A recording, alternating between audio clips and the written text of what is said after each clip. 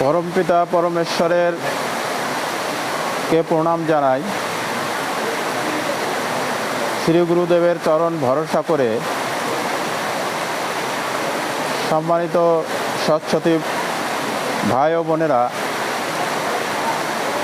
উপাসনার অঙ্গবোধে শাস্ত্রপাঠ নির্দেশিত হয়ে এখানে দণ্ডায়মান হয়েছি। পূজ্য পদে প্রণাম জানাচ্ছি, সমবয়সীদের শুভেচ্ছা এবং ছোটদের স্নেহাশীষ জানিয়ে শাস্ত্রপাঠে মনোনিবেশ করব। পরম পূজনীয় গুরুনাথ সেনগুপ্ত বিরচিত সত্য ধর্ম পুস্তক এর অন্তর্গত ভক্তি প্রবন্ধ আজকে পাঠের বিষয়।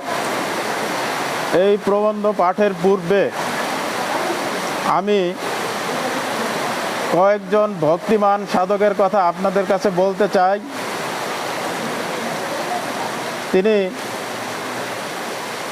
আমরা জানতে পারি ভক্তিমান সাধক ছিলেন দেব প্রহ্লাদ, দেব ধ্রুব, মহাত্মা গণেশ, মহাত্মা কার্তিকেয়, শ্রীমান রামচন্দ্র, রামচন্দ্রের ভ্রাতা শ্রীমান লক্ষ্মণ, চৈতন্যদেব মহাপ্রভু, যারা ভক্তিরসে এই জগৎ প্লাবিত করেছিলেন। আমরা তাদের ওই ভক্তি ভাব দেখে আমরা গদগদ হয়েছি। আমাদের হৃদয়ে ভক্তি ভাব সঞ্চার হয় তাদের জীবনী যখন আমরা পড়ি, তাদের জীবন দর্শন আমরা যখন জানতে যাই। মহাত্মা গুরুনাথ ইতিপূর্বে যে সমস্ত ভক্ত সাধক ছিলেন, সেখানে কতটুকু ভক্তির কথা ছিল, কিভাবে ভক্তি করতে হয়, ভক্তির কিভাবে বৃদ্ধি হয়, ভক্তির কিভাবে হ্রাস হয়, এইরকম ব্যাখ্যা ছিল না। এই যুগে মহাত্মা গুরুনাথ তিনি সত্য ধর্মের বারতা নিয়ে আসলেন আর লিপিবদ্ধ করলেন এই ভক্তি প্রবন্ধ। আমরা একটু অগ্রসর হই। ভক্তি কাহাকে কহে? মঙ্গলময়ের মঙ্গল রাজ্যে যাবতীয় মিশ্র গুণের মধ্যে ভক্তি অতি উৎকৃষ্ট গুণ। এখানে মঙ্গলময়ের মঙ্গল রাজ্য, স্রষ্টার সৃষ্টিকেই মঙ্গলময়ের মঙ্গল রাজ্য বলা হয়েছে। যাবতীয় মিশ্র গুণ, অনেক মিশ্র গুণের মধ্যে ভক্তি অতি উৎকৃষ্ট গুণ। এটা এমন একটা শ্রেষ্ঠ গুণ। এখন মিশ্র গুণ কাকে বলে? গুরুনাথ সেই বিষয়েও স্পষ্ট করে গিয়েছেন যে আমার ভক্তরা যে মিশ্র গুণ কাকে বলে, এটা যদি আমি লিখে না যাই তাহলে তারা জানতে পারবে না। সেখানে তিনি লিখলেন, যে গুণের অঙ্কুর আত্মাতে থাকুক বা না থাকুক, অন্য কোনো গুণ বা গুণ সমূহের যোগে স্বীয় নামে প্রকৃতভাবে পরিচিত হয়, তাহাকে মিশ্র গুণ কহে। উনি উদাহরণ দিলেন ঈশ্বর ভক্তি। ঈশ্বর ভক্তি মধ্যে কি আছে? গুরুদেব লিখলেন, ইহা আধ্যাত্মিক প্রেম ও পার্থিব ভক্তির যোগে উৎপন্ন।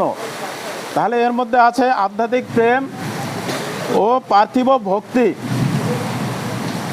এজন্য ইহা মিশ্র গুণ, অর্থাৎ দুইটা গুণের সমন্বয়ে এই গুণটা তৈরি হলো, সেটা হচ্ছে ঈশ্বর ভক্তি। গুরুদেব লিখেছেন যে পার্থিব ভক্তির লয় আছে, কিন্তু সৃষ্টিকর্তার প্রতি যে ভক্তি, সেই ভক্তির লয় নাই। ঈশ্বর ভক্তি হয় না। এবং পরমপিতা পরমেশ্বর আমাদের পিতামাতার কাছে পাঠালেন। সেখানে পিতা এবং মাতাকে ভক্তি করেই, পরম পিতাকে ভক্তি করতে হয়। যারা আচার্য আছে, গুরুদেব আছে, তাদের প্রতি, গুরুজন আছেন, তাদের প্রতি ভক্তি করে ভক্তি শিখতে হয়, ভক্তি অর্জন করতে হয়। এবং পরিশেষে একমাত্র পরম পিতা হচ্ছে ভক্তি ভাজন থাকেন, কারণ ভক্তি ভাজনকে প্রেম ভাজনে পরিণত করতে হয়। এখন গুরুদেব একটা ফুটনোট লিখেছেন এখানে, যে যে স্থানে গুণের অঙ্কুর বলা হইয়াছে, তথায় ব্যক্তি বিশেষের ওই গুণের অঙ্কুর অপেক্ষা উহা অধিক পরিমাণেও থাকতে পারে, ওই অঙ্কুর অধিক পরিমাণেও থাকতে পারে। কেননা যদিও গড়ে সকলেই তুল্য গুণ সম্পন্ন, অর্থাৎ আমরা যারা সৃষ্ট আত্মা, জীবাত্মা, আমাদের সবারই গুণের সংখ্যার দিক থেকে সবার সমান, কিন্তু কোনো কোনো গুণ কাউকে বেশি প্রদান করা হয়েছে। আবার একজন সাধক যখন গুণ অর্জন করতে থাকেন, গুণের সংখ্যার দিক থেকে সমান হলেও গুণের পরিমাণের দিক থেকে কিন্তু ভিন্নতা আছে। কিন্তু মাতা পিতার অবস্থা বিশেষে কাহারও কোনো গুণ অধিক। আমরা যে 12 জন পুরুষে পাপ স্বীকার করে পৃথিবীতে আসতে হয়, সাথে সাথে তো গুণও সেখানে অর্জিত হয়। কাহারও বা অল্প থাকার অবস্থায় জন্ম হইয়া থাকে। এখানে আরেকটু পড়ি, মাতা পিতার অবস্থা বিশেষে কাহারও কোনো গুণ অধিক, কাহারও বা অল্প থাকার অবস্থায় জন্ম হইয়া থাকে। এই দেখেন এখানে স্পষ্ট আছে। সুতরাং অসম্ভব নহে যে কাহারও কাহারও ওই অঙ্কুরের এরূপ বর্ধিত অবস্থাও হইতে পারে যে উহা গুণ নামে পরিচিত হবার উপযুক্ত হয়। সুতরাং অসম্ভব নহে যে কাহারও কাহারও ওই অঙ্কুরের এরূপ বর্ধিত অবস্থাও হইতে পারে উহা ওই গুণ নামে পরিচিত হইবার উপযুক্ত হয়। যার অল্প পরিমাণে আছে তার এক অবস্থা, যার অধিক পরিমাণে আছে তার আর এক অবস্থা। তো যাই হোক, আমি মূল পাঠে যাচ্ছি। প্রেমের হীনতাকে বা প্রেমের সীমাবদ্ধ ভাবকে ভক্তি কহে। হীনতা মানে কি? যদি আবেদনিক অর্থ বলি, সেখানে নীচতা বা দীনতা। আবার আরেকটা জিনিস বলেছেন যে প্রেমের সীমাবদ্ধ ভাব। সীমাবদ্ধ শব্দের অর্থ সীমার দ্বারা নির্দিষ্ট। আবার পড়ি, প্রেমের হীনতাকে বা প্রেমের সীমাবদ্ধ ভাবকে ভক্তি কহে। যে গুণ দ্বারা উপকারী, যে গুণ দ্বারা উপকারী বা আপন অপেক্ষা উন্নত মহাত্মার প্রতি কৃতজ্ঞতা সহকারে মন আকৃষ্ট হয়। যে গুণ দ্বারা উপকারী বা আপন অপেক্ষা উন্নত, তাহলে এখানে একটা কথা আছে যে আপন অপেক্ষা উন্নত হতে হবে। মহাত্মার প্রতি কৃতজ্ঞতা সহকারে, কিরকম সহকারে? কৃতজ্ঞতা সহকারে, অর্থাৎ উপকারীর উপকার স্বীকার করা। তাহলে পিতামাতা আমাদের গুরুজন, আমার থেকে তিনি উন্নত, এই জ্ঞানে তাকে ভক্তি করতে হবে। কিভাবে করতে হবে? কৃতজ্ঞতা সহকারে। তারপর যিনি আমার আচার্য, শিক্ষক, যিনি আমার গুরুদেব, যিনি পরম পিতা লাভের মহামন্ত্র আমাকে প্রদান করেছেন, আমাকে সত্যের পথ দেখিয়েছেন, তিনি আমার ভক্তিভাজন। যে গুণের দ্বারা উপকারী বা আপন অপেক্ষা উন্নত মহাত্মার প্রতি কৃতজ্ঞতা সহকারে মন আকৃষ্ট হয়, যে গুণ দ্বারা সুখে সুখ, দুঃখে দুঃখ ইত্যাদি ভাব সকল, যে গুণ দ্বারা সুখে সুখ, দুঃখে দুঃখ ইত্যাদি ভাব সকল, ইনি আমা অপেক্ষা উন্নত, ইনি আমা অপেক্ষা উন্নত, এই ভাব থাকতে হবে। এই জ্ঞান সহকারে সীমাবদ্ধভাবে উপস্থিত হয়। যে গুণে ওই গুণ ভাজনের, যে গুণে ওই গুণ ভাজনের দুঃখ নিবৃত্তি, অর্থাৎ কি ভক্তির দ্বারা কি হবে? ওই গুণ ভাজনের মানে আমার ইনি আমার অপেক্ষা উন্নত, আমার পিতামাতা আমার অপেক্ষা উন্নত, এই জ্ঞান সহকারে ওই গুণের ভক্তি, ওই গুণের ভাজনের দুঃখ নিবৃত্তি, নিবৃত্তি মানে কি দূর করা বা বিরত করা বা ক্ষান্ত করা ও সুখ বৃদ্ধি করা। শুধু দুঃখ নিবৃত্তি করলেই হবে না, সাথে সাথে করতে হবে ও সুখ বৃদ্ধি করা, জীবনের মহাব্রত বলিয়া প্রতিমান হয়। ব্রত শব্দের অর্থ কি? তাহলে আসতে হবে ব্রত। ব্রত শব্দের অর্থে এখানে কি? হ্যাঁ, প্রতিজ্ঞা। অর্থাৎ আমরা সাধারণত কি করি? পুণ্য লাভের জন্য ধর্মানুষ্ঠান করি। অর্থাৎ কি? কঠোর ক্লেশ পূর্বক, কঠোর ক্লেশ স্বীকার পূর্বক যখন আমরা ধর্মানুষ্ঠান করি, সেই বিষয়টাই তো ব্রত। তাহলে মহাব্রত মানে কি?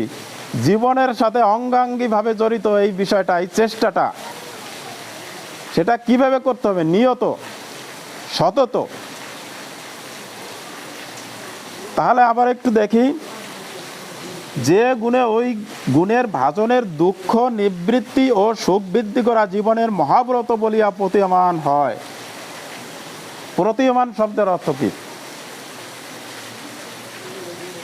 প্রতীয়মান মানে আবেদনিক শব্দের অর্থ হচ্ছে অনুভূয়মান। প্রতীয়মান শব্দের অর্থ অনুভূয়মান, আবেদনিক অর্থ এরকম আমি পেয়েছি। ফলত যে গুণ দ্বারা প্রেম প্রবন্ধে প্রেমের যে সকল লক্ষণ নির্দিষ্ট হইয়াছে, তৎসমুদায়ের অধিকাংশই অপেক্ষাকৃত অল্পতর ভাবে উপস্থিত হয়, তাহাকে ভক্তি কহে। এই যে এর আগে যে বিষয়টা বলা হলো, যে সুখে সুখ, দুঃখে দুঃখ, এগুলো তো প্রেমের লক্ষণ। আমরা যদি প্রেম প্রবন্ধে চলে যাই, তাহলে এখানে কিন্তু এই বিষয়গুলো আছে। যেমন ভালোবাসা যাহার অঙ্কুর তাহাকে প্রেম কহে, অথবা ভালোবাসার উন্নত পরিণতিকে প্রেম কহে। অর্থাৎ অপরকে আত্মায় সংলগ্ন করাকে বা অপরের সুখ দুঃখাদি অবস্থাতে আপনাকে উপনীত করাকে প্রেম কহে। তাহলে এই যে যে লক্ষণগুলো আছে, ভক্তিতেও সেগুলো থাকবে, কিন্তু কিভাবে থাকবে? সীমাবদ্ধভাবে থাকবে। অথবা নিজের স্বার্থের জন্য নির্ভরতা বা নির্ভরতার অঙ্কুর হৃদয়ে উদিত হইয়া অন্যের প্রতি যে আসক্তি বা অনুরাগ উৎপাদন করে, তাহাকে ভক্তি কহে। আমি যখন ছোট ছিলাম, যখন মাতৃগর্ভে ছিলাম, এরপরে ভূমিষ্ঠ হলাম, আমার এই পৃথিবীতে আপনজন বলতে তখন কে ছিল? তখন আমার পিতামাতা ছিল, আমার পরম অবলম্বন, পরম আশ্রয়। তাহলে গুরুদেবের এই কথাটা মিলিয়ে নেই। অথবা নিজের স্বার্থের জন্য নির্ভরতা, দেখেন এখানে ক্লিয়ার হয়ে গেল। বা নির্ভরতার অঙ্কুর হৃদয়ে উদিত হইয়া অন্যের প্রতি যে আসক্তি বা অনুরাগ উৎপাদন করে, তাহাকে ভক্তি কহে। তাহলে সৃষ্টিকর্তার যে ভক্তির স্বরূপ, সেই স্বরূপ বুঝতে হলে পিতার কাছে যেতে হবে, মাতার কাছে যেতে হবে। কারণ পরম পিতা অনন্ত পিতৃত্ব এবং অনন্ত মাতৃত্বের একত্ব। মূল কথা, ভয়ে ভয়ে ভালোবাসাকে ভক্তি কহে। এই প্রবন্ধ জীবনে প্রথমবার যখন পাঠ করলাম, তখন দেখলাম যে ভয়ে ভয়ে ভালোবাসাকে ভক্তি কহে, এইরকম সংজ্ঞা আমি কোথাও আর পাই নাই। এই পরম সংজ্ঞা এর মধ্যে সব আছে। কারণ আমার মাতাকে আমি ভয় পাই, আবার ভালোবাসি। আমার পিতাকে আমি ভয় পাই, আবার ভালোবাসি, সম্মান করি। তাহলে গুরুদেবের এই কথা একেবারে মিলে গেল। মূল কথা, ভয়ে ভয়ে ভালোবাসাকে ভক্তি কহে। প্রেম ও ভক্তির প্রভেদ কি? ভক্তির পূর্ণতা হইলেই উহা প্রেমে পরিণত হয়। ভক্তির পূর্ণতা হইলেই উহা প্রেমে পরিণত হয়। কারণ গুরুদেব ইতিপূর্বে বলে ফেলেছেন যে প্রেমের সীমাবদ্ধ ভাব হচ্ছে ভক্তি।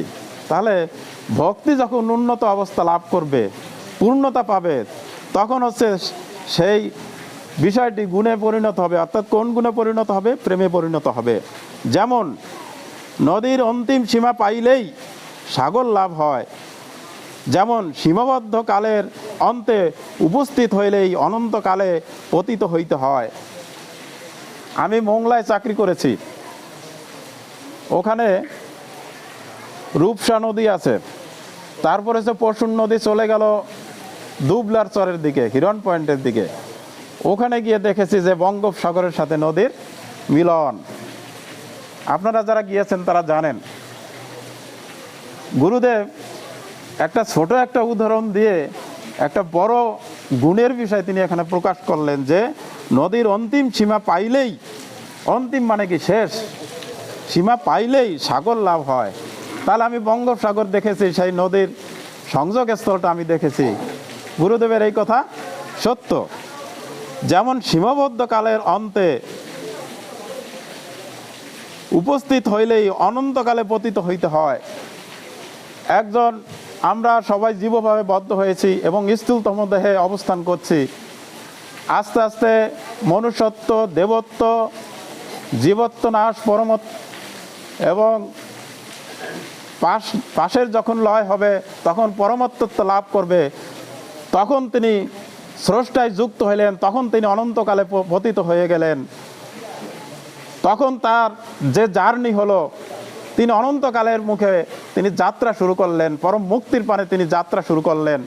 সেটাই গুরুদেব বলেছেন যে সীমাবদ্ধ কালের অন্তে উপস্থিত হইলেই অনন্তকালে পতিত হইতে হয়। এবং যেমন ইহলোক ত্যাগ করিলেই পরলোকে যাইতে হয়, এটা তো ধ্রুব। তদ্রূপ ভক্তির অন্তিম ভাগে উপনীত হইলে, অন্তিম মানে কি শেষ, শেষ ভাগে উপনীত মানে উপস্থিত হওয়া। ভক্তির অন্তিম ভাগে উপনীত হইলে একমাত্র প্রেম ভিন্ন আর কিছুই জ্ঞান গোচর হয় না।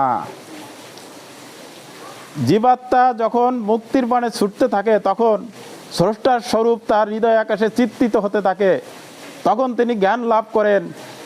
তখন সেই জ্ঞান নেত্র দিয়ে তিনি দেখেন সর্বত্রই স্রষ্টার প্রেমের খেলা, এই প্রেমে সমস্ত সৃষ্টি ডুবে আছে।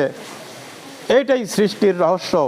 সেই বিষয়গুলো স্রষ্টার, সেই বিষয়গুলো ওই পরমাত্মার বা ওই জীবাত্মার হৃদয় আকাশে চিত্রিত হতে থাকে।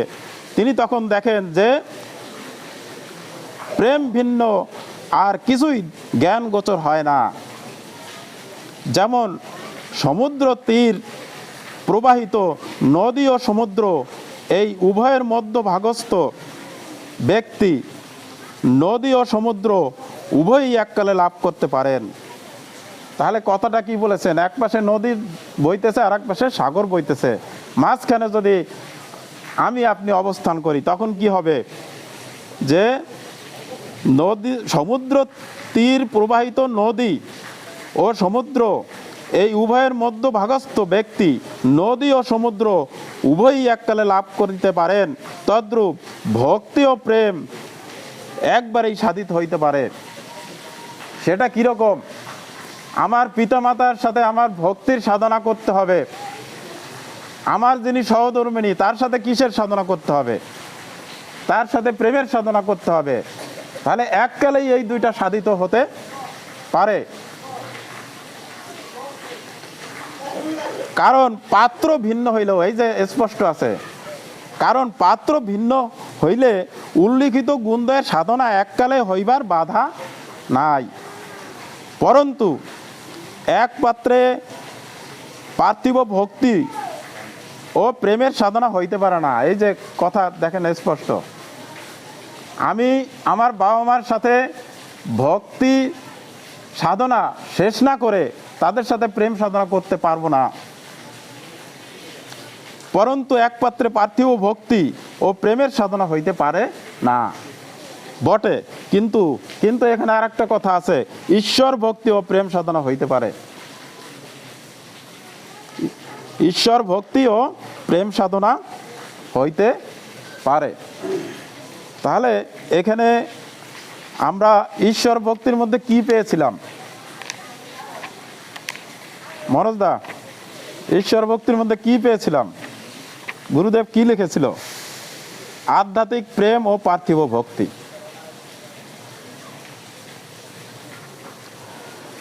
প্রেম অসীম গুণ,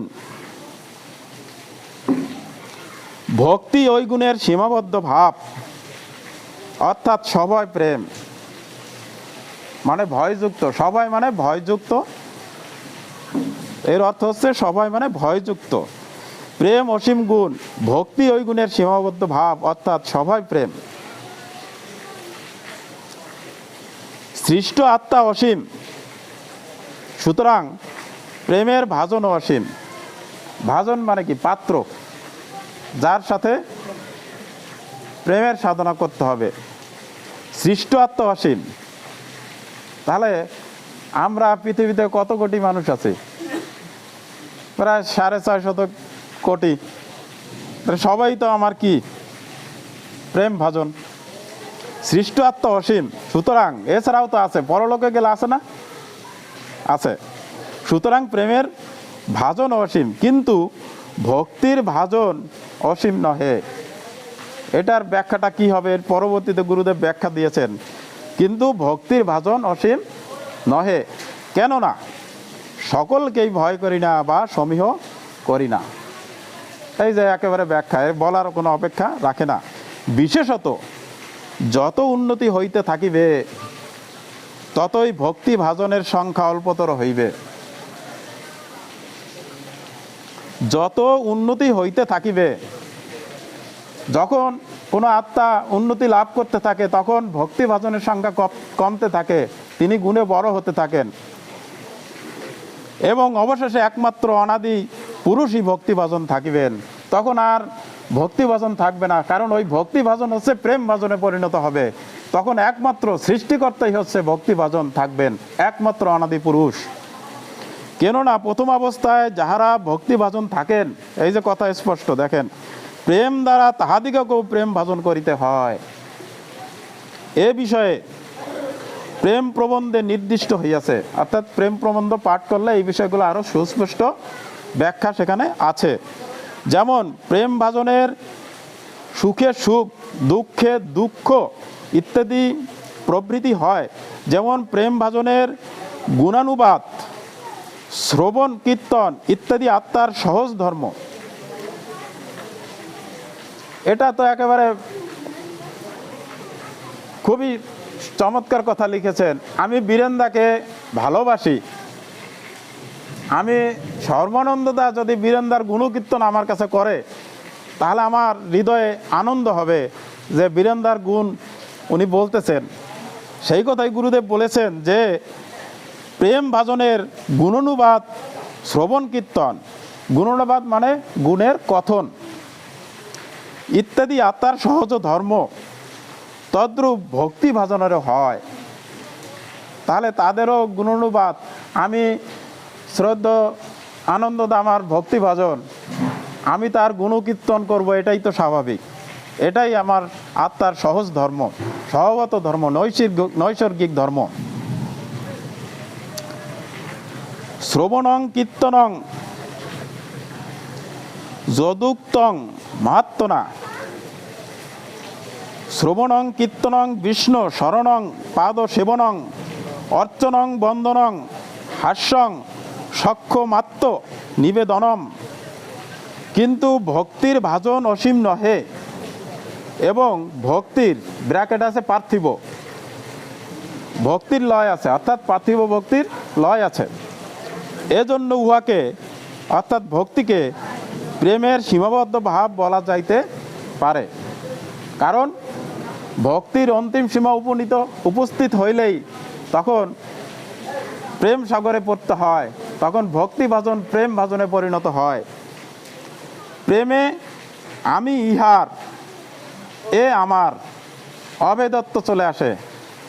আমি ইহার, এ আমার, তখন দুইজনের মধ্যে আর ভেদ থাকে না। এইরূপ সাক্ষাৎ সম্বন্ধে হয়, এইরূপ জ্ঞান সাক্ষাৎ সম্বন্ধে হয়। সাক্ষাৎ মানে কি? প্রত্যক্ষ, সরাসরি। কিন্তু ভক্তিতে তদ্রূপ হয় না।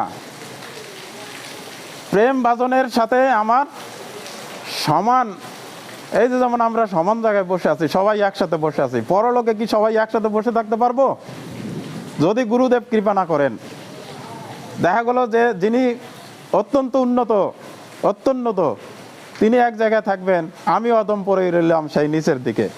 তাহলে একমাত্র পৃথিবী আছে যে সমান প্লেট, সমান জায়গায় বসা যায়। প্রেম ভাজনের সাথে প্রেমের যখন সাধনা হয় তখন প্লেন ফিল্ড থাকে, সমান। কিন্তু ভক্তি ভাজনের ক্ষেত্রে কি তাই হয়? ভক্তি হইলে পরিবর্তিতভাবে ওই জ্ঞানের একাংশ মাত্র হয়, অর্থাৎ আমি ইহার। দেখেন, তখন কিন্তু প্লেন ফিল্ড থাকলো না, আমি ইহার, মানে কি পিতামাতা আমার উপরে, আমি নিচে। তখন কি বলবো? আমি, মা আমি তোমার, তাই না? বাবা আমি তোমার, বা তুমি আমার। দেখেন, আমরা অনেক সময় বলি না আমার বাবা আমার মা, সেটা ভিন্ন জিনিস। কিন্তু পিতামাতার কাছে আমাকে তো হীনভাবে উপস্থিত হতে হবে, সেখানে উপস্থিত হতে হবে যে আমি তোমার থেকে ছোট, আমি ইহার, এইরূপ জ্ঞান মাত্র হয়। আর প্রেমের ক্ষেত্রে হয় আমি ইহার, এই আমার। পরে ভাষার শক্তি ও বিচার দ্বারা পরম্পরা সম্বন্ধে শেষ অংশের জ্ঞানের ইনি আমার, এই বোধের আভাস মাত্র আইসে। এই যে দেখেন, পরম্পরা সম্বন্ধে ধারাবাহিকভাবে, পরম্পরা মানে ধারাবাহিকভাবে, সম্বন্ধ মানে কি সম্পর্ক। পরে ভাষার শক্তি ও বিচার দ্বারা পরম্পরা সম্বন্ধে শেষ অংশের, মানে কি আমি ইহার, এ আমার, কিন্তু ভক্তিতে তা ছিল না। শেষ অংশের জ্ঞানের ইনি আমার, এই বোধের আভাস মাত্র আসে। প্রেম হইলে ইনি আমার, এ জ্ঞান হয়।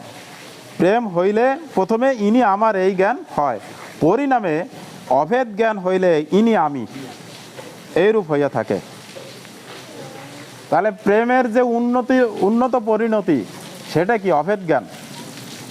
ভক্তির পরে হচ্ছে উন্নত পরিণতি হচ্ছে প্রেম, প্রেমের উন্নত পরিণতি হচ্ছে অভেদ জ্ঞান।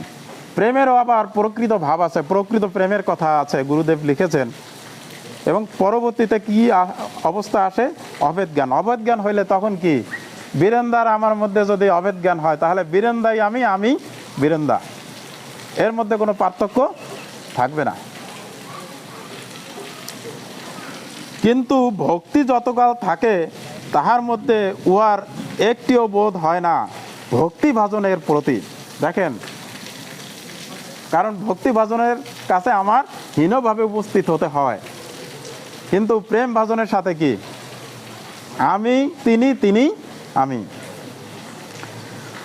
যদিও প্রেমের প্রথম অবস্থায় প্রেম ভাজনকে, এই যে কথা বলেছে, যদিও প্রেমের প্রথম অবস্থায় প্রেম ভাজনকে আপন অপেক্ষা উন্নত ভাবিতে পারে, তখন এরকম জ্ঞান থাকতে পারে যে স্রষ্টার চৈতন্য অংশ তার মধ্যে আছে, সেই চৈতন্য অংশকে আমি ভালোবাসি, আমি তাকে প্রেম করি, আমি তার সুখ দুঃখ দিতে আমি নিজেকে নিয়ে যাই, আমি উপলব্ধি করি তিনি কোন অবস্থায় আছেন।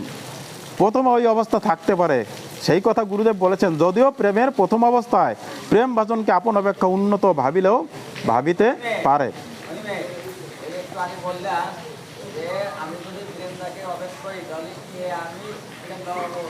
বীরেন্দ্র তো সেই অবস্থায় যেতে হবে, তাহলে আমার মধ্যে সেই জ্ঞানটা থাকবে,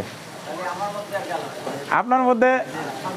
এখানে শোনেন, গুরুদেবের লিখনীতে আছে, কাউকে অভেদ করলে, কোনো মহাপুরুষ যদি অত্যুন্নত অবস্থা লাভ করেন, অত্যুন্ন অবস্থা লাভের সাথে সাথে তিনি অনেককে অভেদ করেন। যাকে অভেদ করবেন তার কিন্তু গুণের উন্নতি হবে, সহজ হবে তার। নরেশদা যদি আমাকে অভেদ করেন, নরেশদা অনেক উন্নত, তাহলে আমার গুণের সাধনা সহজ হবে। এই বিষয়গুলো গুরুদেব লিখে রেখেছেন। যেমন শিব পার্বতী, মহাত্মা শঙ্কর, মা দুর্গা দেবী, তাদের অভেদত্ব ভাব আমরা প্রথমে, আমাদের যখন জ্ঞান হয় নাই, আমরা মেলায় যেতাম, মেলায় গিয়ে দেখতাম যে অর্ধেক মহাত্মা শঙ্কর, অর্ধেক মা দুর্গা দেবী। তখন তো বুঝি নাই যে এরকম জোড়া লাগানো কেন, বিষয়টা কি। আস্তে আস্তে গুরুদেবের বই যখন পড়লাম, তখন দেখতে পারলাম যে এখানে অভেদ জ্ঞানের কথা আছে। তাহলে বসুদের যে কথা, ওই দুটা আত্মা যদি সমপর্যায়ে যায়, সমভাবে যদি এই উপলব্ধি তাদের হৃদয়ে আসতে থাকে, তখন কিন্তু এই বিষয়গুলো দুইজনের মধ্যে কোনো পার্থক্য থাকে না। কিন্তু আমি যা বীরেন্দ্র আমাকে অভেদ করলো, বীরেন্দ্র ওই ভাবটা বুঝতে পারলো, আমি পারলাম না।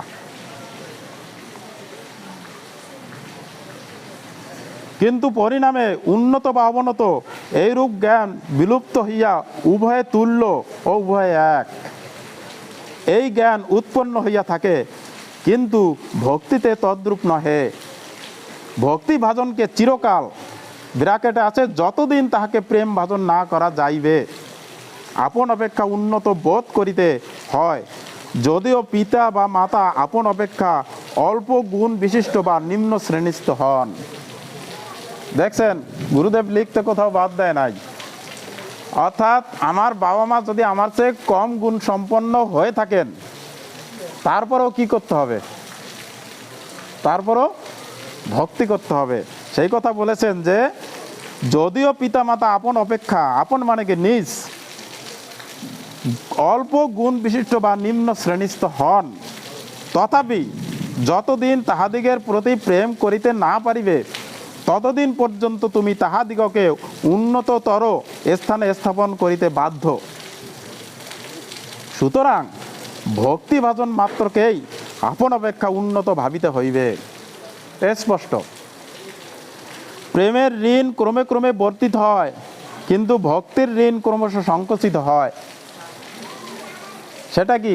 যদি কোনো সাধক গুণ লাভ করতে থাকেন, তখন ভক্তি ভাজনের সংখ্যা কমতে থাকবে, তখন সেই ভক্তি প্রেমে পরিণত হবে। কিন্তু প্রেমে কি আছে, যত পাই তত পাই না, এরকম কথা আছে গুরুদেবের লেখনীতে। তাহলে সেই বিষয়টা দেখেন, লেখছে যে প্রেমের ঋণ ক্রমে ক্রমে বর্ধিত হয়। এই দ্বিতীয় অংশে সেই কথাটা আছে, প্রেমের দ্বারা ঋণের উৎপত্তি ও বৃদ্ধি হয়, এবং প্রেম দ্বারা ঋণ মুক্তি হয়। অর্থাৎ যখন অবেদত্ব চলে আসবে, এবং অবেদত্বর ও উন্নত অবস্থা আছে, গুরুদেব সেই কথা লিখেছেন, প্রেম দ্বারাই ঋণ মুক্তি হয়। তাহলে চিন্তার আমাদের কোনো কারণ নাই। আমি গুণকীর্তন প্রবন্ধ পড়তে গিয়ে দেখলাম যে আসলে যিনি সত্য ধর্ম লাভ করেন নাই, যিনি ভক্তি প্রবন্ধ পাঠ করেন নাই, তাহলে তার ভক্তি হবে কি করে? এখানে গুরুদেব লিখেছেন, যিনি গুণকীর্তন করেন সতত, যিনি মহা বীজ মন্ত্র যার হৃদয়ে জপ হয়, তিনি অনায়াসে ভক্তিগুণ লাভ করতে পারেন। অনায়াসে মানে অল্প আয়াসে। কিন্তু ভক্তি দ্বারা কেবল ঋণ বৃদ্ধি হয়। এই ব্যাখ্যাটা দাদা একটু স্পষ্ট করেন।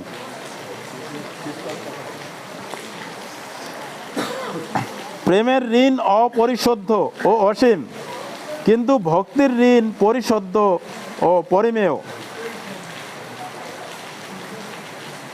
পরিমেয় মানে পরিমাপ করা যায়, পরিশোধ্য মানে কি যা পরিশোধ করা যোগ্য, অপরিশোধ্য যা পরিশোধ করার যোগ্য নহে। অসীম মানে অনন্ত। যেমন কোনো ব্যক্তির নিকটে ঋণ থাকিলে তাহার ঋণ পরিশোধের উপযুক্ত দ্রব্য না রাখিয়া সমস্ত দ্রব্য অপসারণ করিতে ন্যায় অনুসারে অধিকার থাকে না, তদ্রূপ প্রেমাস্পদকে আপনার সহিত না মিলাইয়া বা অভেদ জ্ঞান না করিয়া অপরকে আত্মদান করা যাইতে পারে না। এখানে মানুষ আমার কাছে 1 লাখ টাকা পায়, আমার কাছে 2 লাখ টাকার সম্পত্তি আছে। এখন মানুষকে 1 লাখ টাকা না দিয়ে কি ওই 2 লাখ টাকা কি আমি সরাই নিয়ে চলে যাব? এই অধিকার কি আমার থাকলো? কারণ মানুষকে তো আমার 1 লাখ টাকা দিতে হবে, তার কাছে আমি ঋণী আছি। সেই কথা গুরুদেব বলেছেন যে অপসারণ শব্দের অর্থ অপসারণ। যেমন কোনো ব্যক্তির নিকটে ঋণ থাকিলে তাহার ঋণ পরিশোধের উপযুক্ত দ্রব্য না রাখিয়া, দেখছেন, সমস্ত দ্রব্য অপসারণ করিতে ন্যায় অনুসারে অধিকার থাকে না, তদ্রূপ প্রেমাস্পদকে আপনার সহিত না মিলাইয়া বা অভেদ জ্ঞান না করিয়া অপরকে আত্মদান করা যাইতে পারে না। তাহলে প্রেমাস্পদের সাথে প্রেমের প্রকৃত প্রেম, তারপর অভেদ জ্ঞান সম্পন্ন করার পরেই কেবলমাত্র এই বিষয়টা অন্যের সাথে তখন সেই বিষয়টা সাধিত হইতে পারে।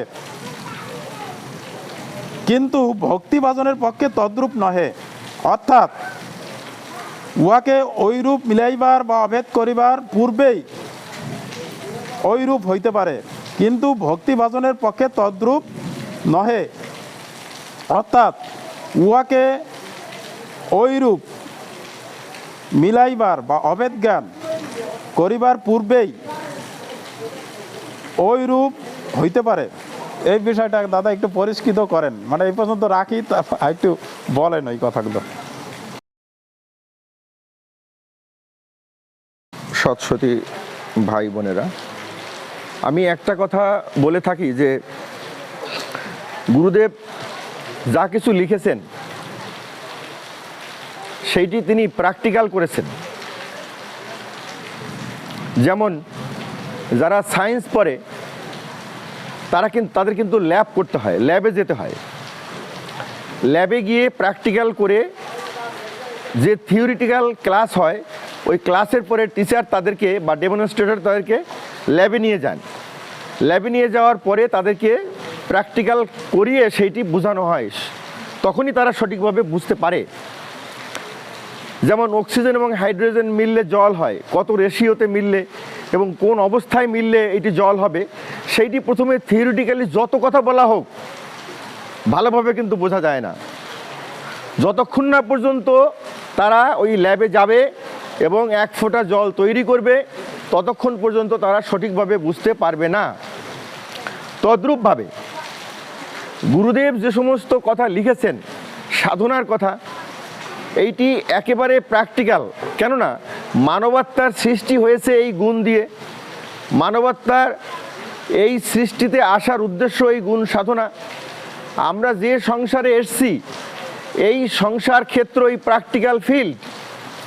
এখানে দেখেন, এখানে দিয়ে দেওয়া হয়েছে কাকে? ভক্তিভাজন হিসাবে দেওয়া হয়েছে প্রথমে মাতা পিতাকে। এই মাতা পিতার প্রতি ভক্তি করা সহজ করার জন্য আমি এই কথাটা কিন্তু বলি, দেখেন আপনাদের মনোভূত হয় কিনা। তাদেরকে পরমেশ্বর এত কষ্ট দিয়েছেন যাতে মাতা পিতার প্রতি সন্তানের মন আকৃষ্ট হয়। 10 মাস তাকে পেটে ধরেছে, তার নারীর সঙ্গে তার যোগসূত্র তৈরি হয়েছে, তার শরীরের রক্ত বিন্দু বিন্দু করে সে পান করেছে। তার জন্মের পরে তার সমস্ত সুখ বিসর্জন দিয়ে মাতা পিতা তাকে প্রতিপালন করেছে। এই ঘটনাগুলো ঘটেছে একেবারে প্র্যাকটিক্যালি সন্তানের সামনে। যে সন্তান অজ্ঞান অবস্থায় ছিল, সেই সন্তান তখন হয়তো সে বুঝতে পারেনি, তার সব কিছু স্মৃতিতে নেই। কিন্তু সন্তান যখন বড় হয়, তখন তার কিঞ্চিত জ্ঞানের যখন উন্মেষ ঘটে, যখন তার সামান্য জ্ঞান হয়, যখন সে বুঝতে পারে যে মা আমার জন্য এই কার্য করেছে, তা না হলে আমার জীবন এরূপভাবে আর থাকতো না, হয়তোবা সেই মায়ের গর্ভে আমার মৃত্যু হতো, অথবা ভূমিষ্ঠ হওয়ার পরে আমার মৃত্যু হতো, অথবা কোনো একটা জায়গায় যদি মা আমাকে অবহেলা করত, তখনই আমি আর এই পৃথিবীতে থাকতে পারতাম না। এই সমস্ত অনুভূতি যখন তার হয়, তখন কিন্তু তার মাতা পিতার প্রতি ভক্তির সঞ্চার হতে শুরু করে। আর তার আগে কি থাকে? মায়ের প্রতি, বাবার প্রতি তার দরদ থাকে, স্বাভাবিকভাবে তাদের প্রতি ভালোবাসা থাকে। এই ভালোবাসা ভয়ে ভয়ে কখন পরিণত হয়? যখন তার মধ্যে জ্ঞানের উন্মেষ হয়। এই জন্য আমরা অনেক ক্ষেত্রে বলি যে ও মা বাবাকে ভক্তি করে না, সে তো ভক্তি গুণ তার মধ্যে নাই। গুরুদেব বলেছেন ভক্তি একটা মিশ্র গুণ, এইটি তৈরি হয়, মিক্সিং হয়, কোনো একটা পর্যায়ে গিয়ে এইটি উৎপন্ন হয়। সেটি উৎপন্ন না হলে আমরা কোনো একটা ছেলেকে বা মেয়েকে বলতে পারি না যে ওর ভক্তি নাই। ওর ভক্তি হওয়ার জন্য এই সংসারের যে প্র্যাকটিক্যাল ফিল্ডে এসছে ওই পরিবেশ তাকে দিতে হবে। কিভাবে পরিবেশ তাকে দিতে হবে? তাকে প্রথমত স্নেহ দিতে হবে। একেবারেই মানে আমরা প্র্যাকটিক্যালি যাই, দেখেন আপনি আপনার ছেলে সন্তানকে ভালোবাসেন, স্নেহ করেন, আপনি আপনার পুত্রবধূ আসলে কি অতটা ভালোবাসতে পারেন? প্রথমে আপনি কিন্তু পারেন না, একেবারে প্র্যাকটিক্যাল। আপনি যদি তাকে স্নেহ করতে থাকেন, সে যদি প্রথমত আপনাকে ভক্তি করতে নাও পারে, এক সময় আপনার স্নেহ দেখে দেখে সে ভক্তি শিখবে। যে আমি আমি স্নেহ পাচ্ছি, স্নেহ প্রেমের নামান্তর, প্রেমের একটা অবস্থা স্নেহ, ভক্তিও প্রেমের একটা অবস্থা, শ্রদ্ধাও প্রেমের একটা অবস্থা, ভালোবাসাও প্রেমের একটা অবস্থা। সুতরাং এই যে অবস্থাগুলো যে জন্ম নেয় আমাদের সংসারে, এই জন্ম কিন্তু বিনা প্রয়োজনে নেয় না, বিনা কারণে নেয় না, অথবা এমনিতেই হয় না। যে কারণে কিন্তু এই প্র্যাকটিক্যালি এগুলো শিখাতে হয়, প্র্যাকটিক্যালি এগুলো শিখতে হয়। এখন আমি যে প্রশ্নের এখানে অবতারণা হয়েছিল সেই প্রশ্নের দিকে আমি যাব। সেই প্রশ্নের দিকে যাওয়ার জন্য আমি একটু ব্যাকগ্রাউন্ডে যাচ্ছি। এই কারণে সংসারে আমাদের কি সমস্যাগুলো এখন আছে, যে আমরা যে ভক্তি লাভ করার জন্য সংসারে আসলাম, তখন আমার বয়স ছিল 0 থেকে আমি এখন কোথায় চলে আসছি? আমি 60-তে চলে আসছি, এরপরে 80-তে চলে যাব, 100-এ চলে যাব, এরপরে আমি এক সময় আমার জীবন, আমার এই দেহ অবসান হয়ে যাবে। তাহলে আমার লাভ কি হলো? যদি আমি 100-এ গিয়েও যদি আমি ভক্তি লাভ করতে না পারি, তাহলে আমার এই জন্মে তো আর কিছু হলো না, হলো? এই জন্ম আমার ব্যর্থ হয়ে গেল না? এই যে দেখেন গুরুদেব বলেছেন কি, যে গানটা গাওয়া হইল, জনম সফল কবে হবে, কবে ভকতি সাগরে নাথ রব ডুবে সদা কবে। তাহলে এখানে ভক্তি লাভ হলে এই জীবন সার্থক হয়, এই কথা কিন্তু গুরুদেব ওখানে বললেন। আচ্ছা, এখন এই ভক্তি ভাজনের ঋণ কখন শোধ হবে, সেই প্রশ্ন কিন্তু এখানে আসছে। এই ভক্তি ভাজনের ঋণ তখন শোধ হবে যখন তাকে প্রেম ভাজনে পরিণত করা যাবে। এইটি এত কঠিন, যত সহজ ভাষায় আমরা থিওরিটিক্যাল ক্লাসে পড়ছি, প্র্যাকটিক্যালি জীবনে কয়জনের ভাগ্যে হয়েছে যে সে তার কোনো ভক্তিভাজনকে বা তার মা বাবাকে এই জন্মে প্রেম ভাজনে পরিণত করতে পেরেছে এবং তার ঋণ তখন শোধ হয়েছে? দেখান পৃথিবীতে এরূপ আত্মার সংখ্যা আমরা জানি না, হয়তো গোপনে কেউ এই সাধনা করতে পারে। প্র্যাকটিক্যালি আমরা মূলত জানি যে সকলেই এই ভক্তিভাজনের, এই ভক্তির মধ্যেই আছি। আমরা ভক্তিভাজনকে ভক্তি করি, আমরা মাতা পিতাকে যেমন ভক্তি করি, শিক্ষককে ভক্তি করি, গুরুকে ভক্তি করি, অন্যান্য যারা ভক্তিভাজন আছেন তাদের আমরা ভক্তি করি। কিন্তু একজন ভক্তিভাজনকে আমরা প্রেম ভাজনে পরিণত করতে পেরেছি, এরূপ উদাহরণ আমরা কি খুব বেশি দেখি? আমরা খুব বেশি দেখি না।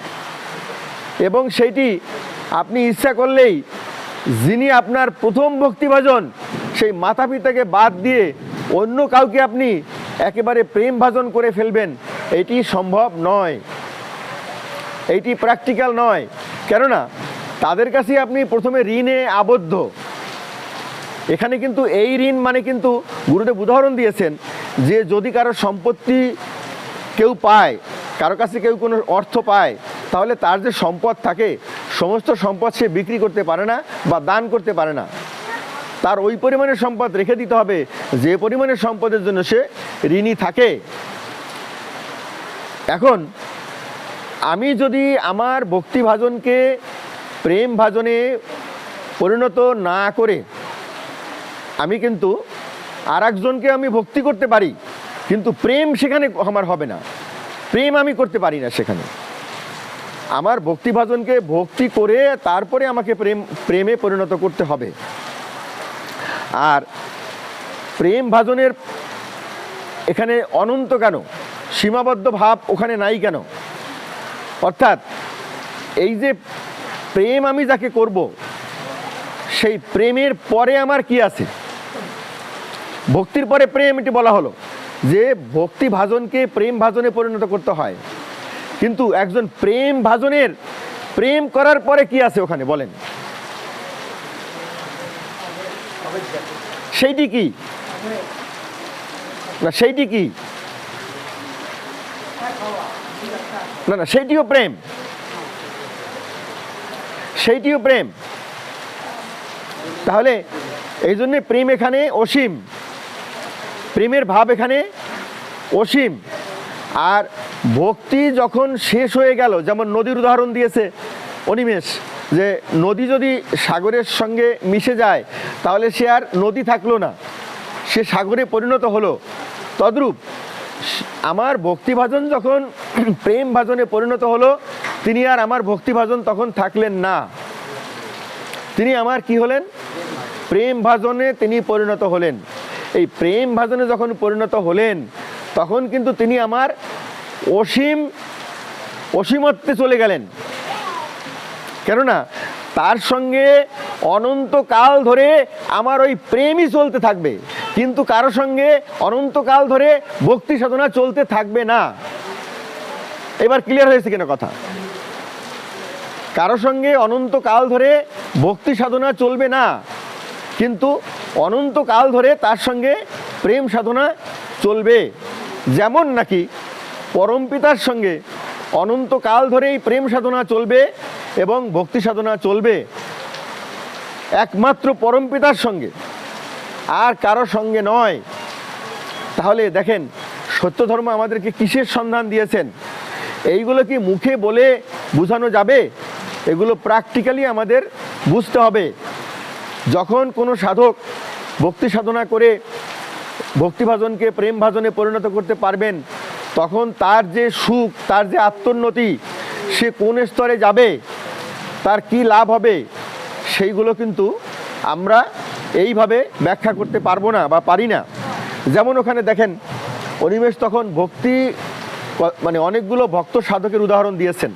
রান্না দেরি আছে যে কারণে ঘড়ি দেখলেও মানে খাবার আমরা দিতে পারবো না, আমার কথা, এই জন্যে আমি সময় নিচ্ছি। এখন ওখানে দেখেন যে ভক্তি করলে কি লাভ হয়? সব কিছু একটা লাভ আছে না?